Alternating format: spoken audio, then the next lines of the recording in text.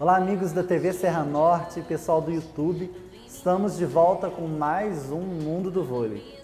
Pois é, e nessa fase final de Superliga, o programa hoje está pegando fogo, repleto de notícias, inclusive com uma bomba aí de última hora que a gente acabou de apurar. Mas antes que a gente entre nas polêmicas aí, a gente vai falar um pouquinho do que aconteceu nesse final de semana e a gente começa pelo masculino, que teve aí a primeira rodada do playoff de quartas de final. O Sesc Rio de Janeiro jogando em casa, no jogo que deve ser o mais disputado aí do playoff, venceu o Vôlei Renata por 3-1, com parciais de 25-19, 25-22, 13-25 e 25-17. Paulo Vitor, o oposto PV, foi o maior pontuador da partida, com 15 pontos. Mas quem levou mais um Viva Vôlei para casa foi o ponteiro João Rafael. Esse, gente, deve ser realmente a disputa mais equilibrada, né, dessa fase de playoffs de quarta. Aí as equipes já se enfrentaram, teve vitória para os dois lados na fase de classificação. O Vôlei Renata vem numa crescente muito grande e o Sesc está tentando aí se reencontrar no campeonato, já que vem caindo nas últimas rodadas, né? E parece que o trabalho deu certo, porque ganhou e ganhou com autoridade, né? Dessa vez com o PV de oposto e não com o gigante Renan. E parece que a receita funcionou pelo menos dentro de casa. E aí a gente vai ver como vai ser no jogo de volta. O Sada Cruzeiro não teve problemas para vencer o Lebes Canoas por 3-0. Parciais de 25-19, 26-24 no único set que realmente foi bem disputado na partida e 25-15. O central Isaac foi o maior pontuador da partida com 12 pontos, mas quem levou o Viva Vôlei foi o oposto Evandro. Nesse embate entre o Sada Cruzeiro e o Lebes Canoas, tudo indica que o Sada deva fechar em duas partidas aí, porque por mais que seja bem montado o Canoas, o time tecnicamente fica devendo muito para a equipe mineira. O SESI São Paulo venceu o clássico paulista contra o Corinthians, 3-0. Parciais de 26-24, 28-26 e 25-23. Esse é o clássico jogo onde o 3-0 não significa muita coisa. Vocês podem ter notado que as parciais foram extremamente disputadas, o jogo foi muito igual, Corinthians muito bem arrumadinho, jogando ali fino da bola, mas o grupo do SESI ainda é mais forte e tem aí o Alan, que vem desequilibrando nessa Superliga. Aliás, o Alan ficou com o Viva Vôlei, além de ter sido o maior pontuador da partida, com 22 pontos. Esse duelo, apesar da gente achar que deva pender realmente para o SESI, o Corinthians também pode aí surpreender, né? Um time muito bem montado, muito bem dirigido e tem aí bons talentos que podem surpreender o seu adversário, o SESI São Paulo. O último jogo desse playoff ficou entre o Taubaté, o Funvic Taubaté e o Minas Tênis Clube. Eu esperava um pouco mais esse jogo. O Minas é uma equipe muito boa, apesar de bastante jovem, né? Temos ali a experiência do levantador Marlon, mas de uma maneira geral a equipe é bastante jovem, mas tem grandes talentos. Eu esperava um pouquinho mais, pelo menos nesse primeiro jogo, mas o Funvic Taubaté fez valer o fator campo, a maior experiência da sua equipe e venceu por 3-0. Parciais de 25-21, um disputadíssimo 28-26, e aí no terceiro set o Minas abriu o bico e acabou tomando um 25-12.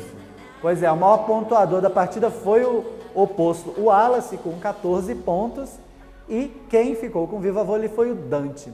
Aliás, eu queria abrir um parêntese aí, porque a gente teve uma notícia triste, né? Essa semana, o Dante anunciou a sua aposentadoria ao final dessa Superliga.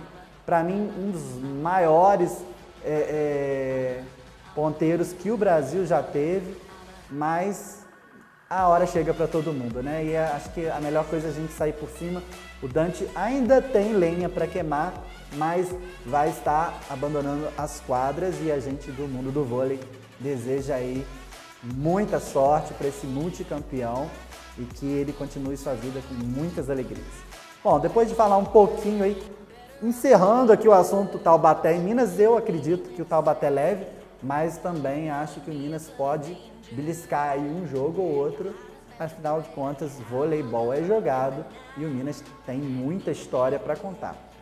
Bom, a gente vai falar agora da primeira e da segunda rodada que já aconteceram aí nesse último final de semana da Superliga Feminina, das semifinais da Superliga Feminina. No primeiro jogo, Dentil Praia Clube venceu por 3-7-2 num jogaço o Vôlei Nestlé Osasco. Parciais de 23-25, 25-19, 25-23, 25-27 e um apertadíssimo 15-13 no tie-break. Fabizona foi a maior pontuadora do jogo, olha lá. Fabizona central fez 21 pontos na partida. Mas quem acabou levando aí o Viva Vôlei foi a ponteira da seleção brasileira, Fê Garay.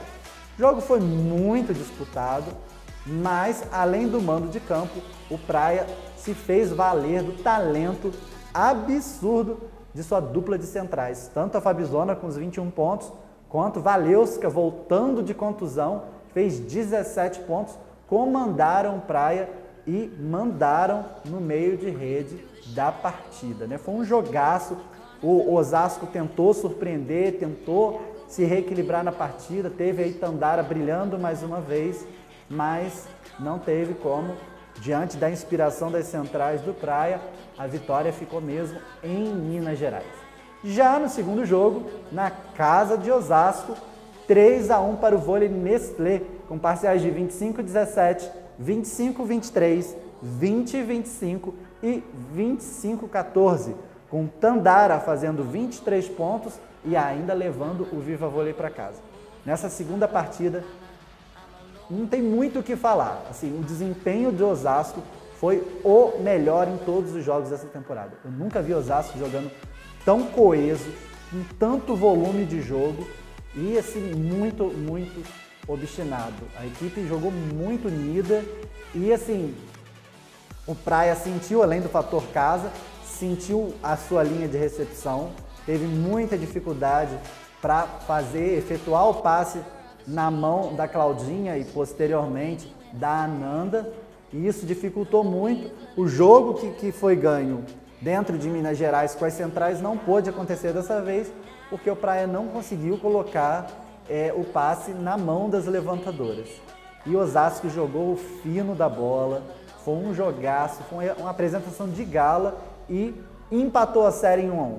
Né? A gente já tem amanhã o terceiro jogo, novamente no ginásio do Praia, e tudo pode acontecer.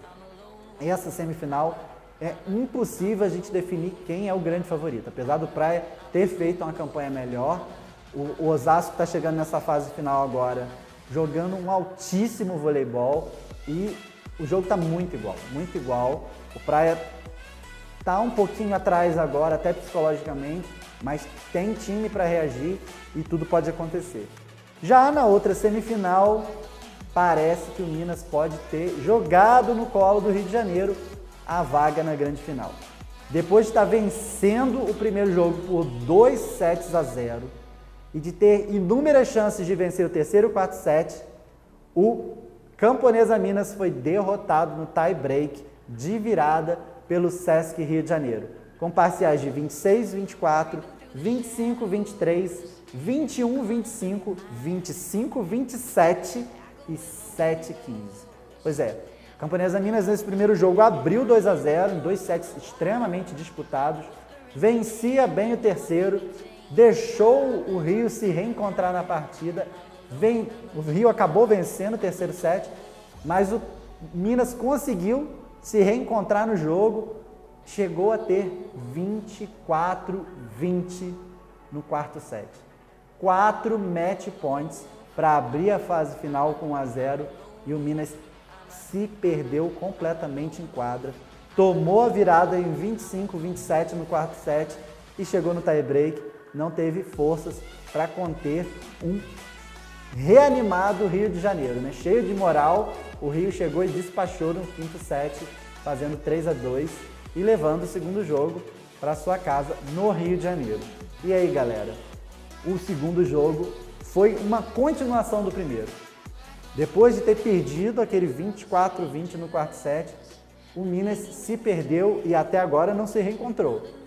O jogo no Rio de Janeiro foi o jogo de uma equipe só. O Rio venceu por 3-0, com fáceis parciais de 25-16, 25-21 e, pasmo, 25-14.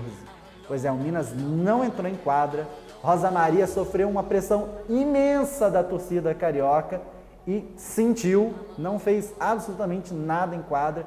O time não conseguia passar, né, e não conseguiu jogar. O Rio de Janeiro sobrou e ganhou com facilidade, colocando já um pezinho na final.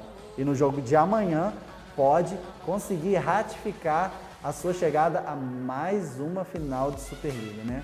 Brilha aí a estrela de Bernardinho, que durante o primeiro jogo, durante essa virada, mexeu e trouxe Monique de volta para a equipe. A Monique vinha se recuperando de uma lesão, né? Quem vinha jogando de oposta era a ponteira dominicana Penha. Ele trouxe a Monique para o jogo, Monique mudou a cara do time. Depois ele trouxe novamente a Gabizinha, que começou mal o jogo e tinha ido para o banco, e o time se reacendeu em quadro. Brilhou realmente a estrela de Bernardinho e o Minas deixou uma chance incrível escapar, jogando a moral de suas jogadoras lá embaixo, e isso pesou demais na segunda partida. Terceiro jogo é novamente no Rio de Janeiro e as cariocas podem fechar já em 3-0 essa etapa semifinal. Vamos aguardar para ver o que pode acontecer aí. Bom, depois desse apanhado que a gente teve da fase final da Superliga, a gente vai saber o que está acontecendo aí no resto do voleibol brasileiro no saque rápido. Bom, e a gente começa o saque rápido de hoje falando da segunda rodada das quartas de final da Superliga Masculina B. Pois é, a gente teve aí o encerramento dessa fase e já o encaminhamento da fase semifinal. Nessa última rodada a gente teve o vôlei Ribeirão Preto vencendo por 3-1 Uberlândia, com parciais de 25-15, 27-29, 25-15 e 25-19. O Monte Cristo perdeu dentro de casa para Blumenau, também por 3-0, parciais de 18-25, 17-25 e 19-25. Itapetininga venceu por 3-0 o Super Vôlei Santo André, parciais de 25-21, 25-17 e 25-20. E o Botafogo venceu novamente, 3-0, 25-22, 25-21 e 25-20. Bom, a partir do próximo dia 7 já começa o playoff semifinal, né? No dia 7 às 19 horas o Botafogo vai enfrentar o vôlei Itapetininga, pois é dentro de seu ginásio. Já a Blumenau recebe às 19h30 o vôlei Ribeirão Preto. A segunda rodada vai acontecer no dia 12 e aí depois a gente fica aguardando a grande final do torneio. Botafogo aí entre um dos favoritos mais uma vez, mas Itapetininga e as demais equipes ainda estão no páreo, porque a Superliga Masculina está extremamente equilibrada. Já no feminino, a gente teve a primeira rodada das semifinais. Pois é, São José dos Pinhais recebeu o Curitiba Carob House e perdeu dentro de casa, 3-0 no jogo de favoritos ao título. 22-25, 16-25 e 17-25. São José e Curitiba foram duas das equipes que mais investiram para essa Superliga B. São José dos Pinhais trouxe aí duas jogadoras da seleção colombiana e mais uma oposta argentina. Do lado do Curitiba, a gente tem velhos e conhecidos nomes como a ponteira Fofinha, a gente tem a central Valesquinha, tantos anos na seleção brasileira, dentre outras jogadoras, além da dominicana de apenas 17 anos, que está chegando aí para trazer a força caribenha para o time de Curitiba. Então, esperava-se um pouco mais este jogo, mas Curitiba mostrou que tem muita força e vem forte para disputar o título. Na outra semifinal, bem mais equilíbrio. O ADC Bradesco recebeu o líder invicto Vôlei Positivo da Canhotinha Lia e perdeu nos seus domínios por 3-1, com parciais de 21-25, 18-25, 27-25 e 22-25. Vôlei Positivo continua aí invicto e se credencia ao título aí, né? Na próxima rodada, que vai estar acontecendo amanhã e sábado, tanto o Curitiba Carob House quanto o Vôlei Positivo podem encerrar a série já sem precisar do Golden Set. Caso haja empate, não haverá um terceiro jogo. A gente vai ter aí um Golden Set para definir qual equipe que vai para a grande final. E lembrando que as duas equipes que tiverem na final já estarão automaticamente classificadas para a Superliga A. Bom, a gente tem aí uma noticiazinha bem triste aí, mas eu vou dar já no finalzinho do saque rápido para a equipe do Vôlei Positivo. Enquanto isso, a gente continua nas notícias tristes. Crise na Itália. Modena acaba e a equipe do Pesaro pode seguir o mesmo caminho. Depois de não conseguir patrocínio e alegar não ter sustentabilidade financeira para seguir no italiano, a equipe do Modena está encerrando as suas atividades no país da bota. Já a situação do Pesaro pode ser a mesma. O tradicional clube, que já teve nomes como José Roberto Guimarães, Mari, Jaqueline, Sheila e tantas outras jogando por lá, anunciou que não tem garantias financeiras para bancar mais uma temporada. E só com o advento de novos patrocinadores vai poder continuar. Uma notícia muito triste aí. A Itália sempre teve um campeonato sensacional, um dos melhores do mundo, mas parece que a crise chegou nas equipes lá e bateu com força. A gente espera aí que os times consigam se reorganizar e sigam mantendo esse campeonato com um nível fantástico que ele tem. Mais uma notícia triste, hoje a gente está meio melancólico, mas é o que a gente tem para falar. Com uma ruptura nos ligamentos do joelho, a poderosa Tatiana Kosheleva, a ponteira fortíssima da equipe russa, está fora dessa temporada. Tatiana, que vinha jogando aí pelo Galatasaray na Champions League, sofreu uma ruptura nos ligamentos do joelho e está fora tanto da Champions League quanto do Campeonato Turco e, infelizmente para as russas, também do Campeonato Mundial para esse ano. Eu sei que tem muito brasileiro aí com esse sorrisinho no lado, que a Kosheleva não vai enfrentar o Brasil no Campeonato Mundial, mas, gente, é uma grande atleta, uma figura muito bacana e, com certeza, o Campeonato Mundial não será o mesmo sem o talento e a força de Tatiana Kosheleva, e nós do mundo do vôlei aqui desejamos toda a sorte do mundo, que Deus te abençoe, Tati, e que você possa se recuperar o quanto antes e voltar a mostrar todo o seu talento nas quadras do mundo afora. Agora, chega de falar um pouquinho de tristeza, né? Vamos falar de coisa boa? Então, José Roberto Guimarães, junto com a CBV e a Prefeitura de Barueri, anunciaram que uma das etapas da Liga das Nações, né? A Liga das Nações que está vindo aí substituir de uma vez só tanto a Liga Mundial no masculino quanto o Grand Prix no feminino. Então, uma das etapas da Liga das Nações vai acontecer aqui no Brasil, em Barueri, e os jogos vão acontecer nos dias 15, 16 e 17 de maio no estádio José Correia. Nos jogos, o Brasil vai enfrentar Alemanha, Japão e Sérvia. Como eu falei, a Liga das Nações está vindo substituir o Grand Prix e a Liga Mundial. Aliás, no Grand Prix, onde o Brasil é o maior vencedor com 12 títulos, além de ser o atual campeão. A gente vai poder estar torcendo diretamente de Barueri, em São Paulo, pelas meninas do Brasil. Bom, depois da gente falar aí de notícias chatas e tal, mas falando de grandes nomes, a gente vai falar agora de uma figuraça, uma jogadora de nível internacional que assombrou muitas jogadoras brasileiras. A gente vai falar dela no Personalidades do Vôlei.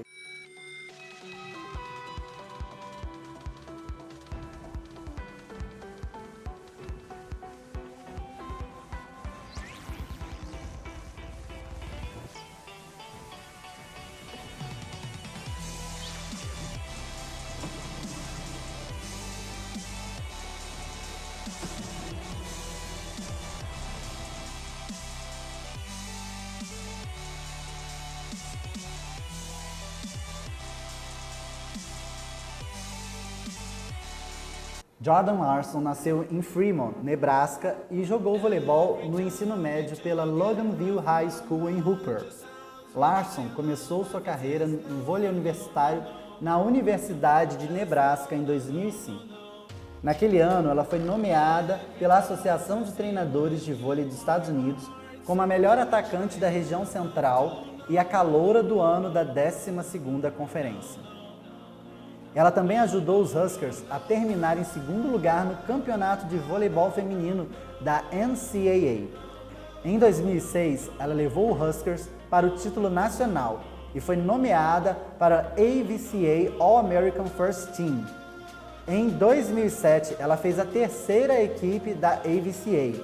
Em 2008, como sênior, ela foi nomeada para a equipe da AVCA All-American First mais uma vez.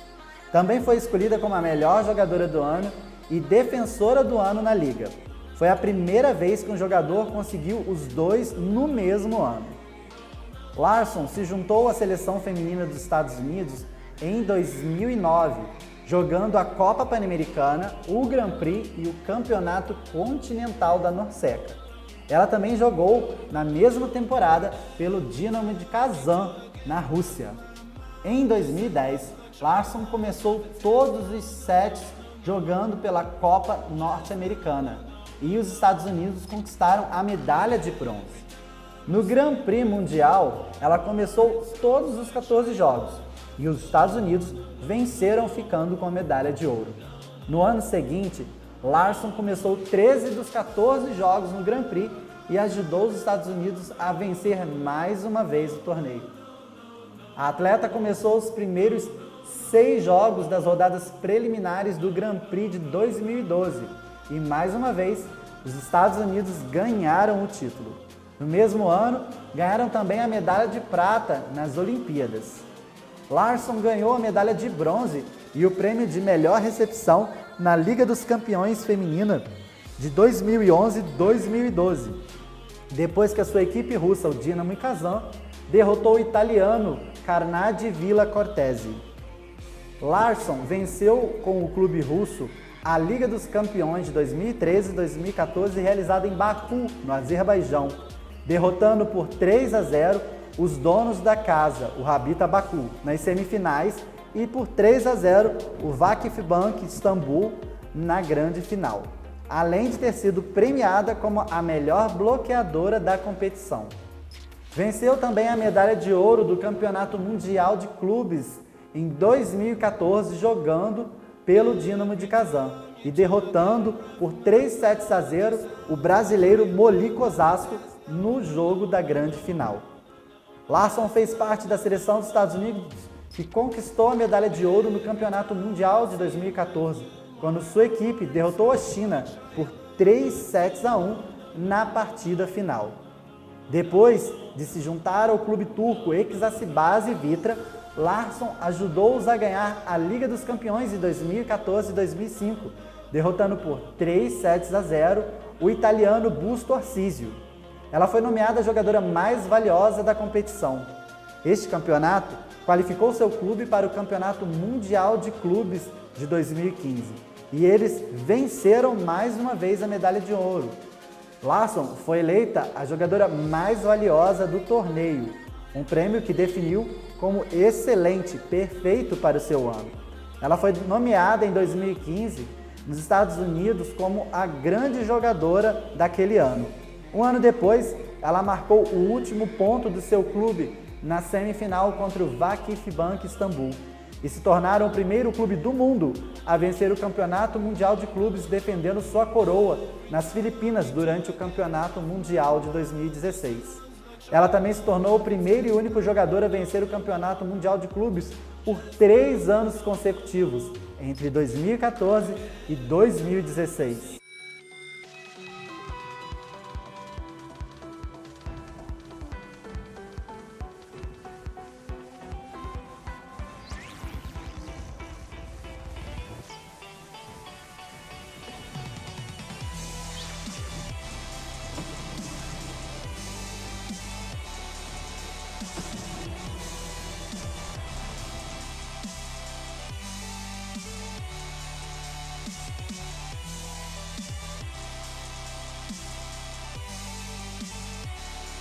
Bom, e depois a gente falar dessa jogadoraça que é a Jordan Larson, para mim uma das ponteiras mais completas da atualidade, né? Já deu muita dor de cabeça para o Brasil.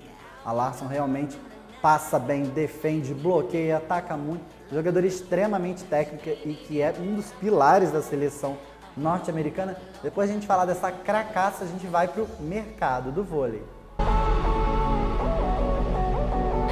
Pois é, galera, e no mercado de hoje a gente vai falar exclusivamente de técnicos. Pois é, já começou a dança das cadeiras. O treinador Anderson Rodrigues, atual técnico do Voleiro Zurich da Suíça e antigo técnico também do Vôlei Brasília, pode estar com as malas prontas para voltar ao Brasil. E talvez seja o técnico da nova equipe que está sendo formada da união entre o Vôlei Bauru e o SESI São Paulo. Então, ainda é conversa de bastidor, mas é bem forte o indício de que o Anderson possa voltar e reassumir essa nova equipe, né? O Anderson é bastante talentoso, um dos novos expoentes dessa geração que está vindo aí, e a gente deseja sorte para a nova equipe e também torcemos para que ele venha fazer um grande trabalho. Outra mudança aí é que Serginho Negrão, atual treinador do Brasília, pode estar se transferindo para o Pinheiros, né?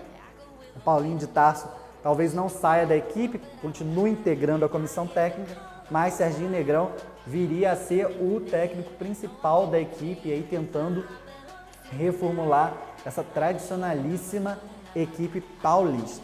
E terminando o mercado, a gente vai falar de uma notícia muito chata que eu já tinha citado anteriormente no programa, né? Para a galera do vôlei positivo que está aí na fase final da Superliga B, um dos grandes destaques dessa competição, né? Um dos favoritos ao título, mas agora na véspera, já às vésperas, né? De disputar o segundo jogo do playoff de semifinais, a gente tem a notícia triste de que o técnico Rogério Portela está deixando a equipe.